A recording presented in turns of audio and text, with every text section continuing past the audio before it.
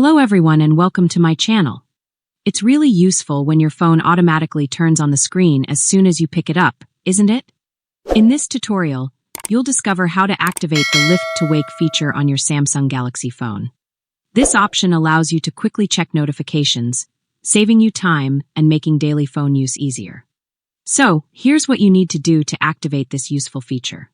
First, find the settings on your phone and open them.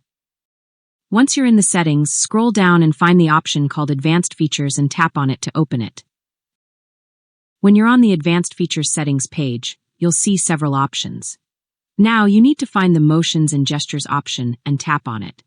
Once you've done that, in this section, find the option called Lift to Wake and tap the switch next to it to activate it.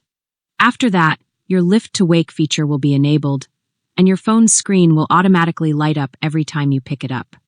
Now you can easily check your notifications, time, or any other information without pressing any buttons. And that's all for this short video, friends. If this video was helpful, don't forget to leave a like, share the video with your friends, and subscribe to my channel for more videos like this. Thank you so much for watching, and of course, I'll see you very soon in my next video.